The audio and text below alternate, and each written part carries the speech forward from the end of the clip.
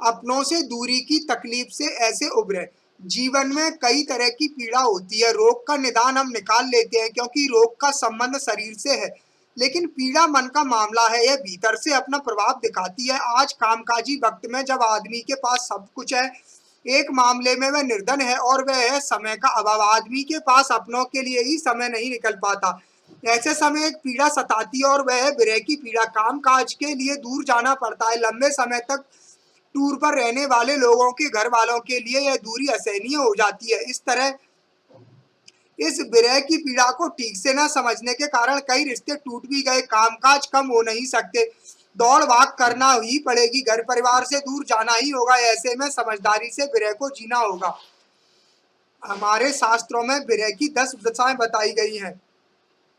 पहली है चिंता, अपने प्रियजन के विषय में हर समय सोचते रहने का नाम चिंता है। दूसरी स्थिति है जागरण, प्रियजन के स्मरण में निद्रा न आना विरह की तीसरी स्थिति होती है उद्वेग। हृदय में एक हलचल बेकली सी जब मच जाती है, उसे उद्वेग कहते हैं। विरह के कारण चौथी स्थिति बनती है क्रस्ता, अपने प्रिय की याद में बिना खाए पिए जब दिन रात कटते हैं और उससे जो तनाव होता है उसे क्रस्ता कहते हैं। पांचवी स्थिति आती है मलिनांगता, शरीर की सुध छूट जाती है,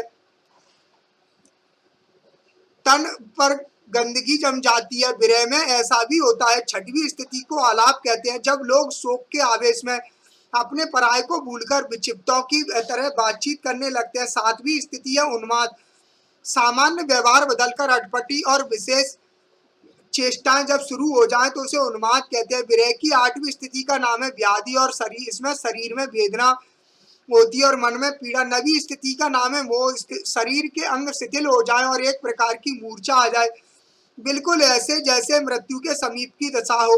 10वीं स्थिति है मृत्यु, इसका अर्थ है मृत्यु के समान अवस्था हो जाना। इन 10 स्थितियों में विरह गुजरता है। बचने का एक सरल तरीका है कि हमारे भीतर के आस्तिक भाव को प्रबल करें, परमात्मा से जुड़ जाएं। आप महसूस करेंगे कि परमात्मा से जुड़कर विरह भी आनंद देता है, पीड़ा में भी सुख मिल जाता है। इसीलिए अच्छा हो जब विरह सताए तो प्रियजन की स्मृति के साथ परमात्मा को भी याद किया जाए। सार प्रियजनों से दूर होने का दुख विभिन्न प्रकार से पीड़ा पहुंचाता है।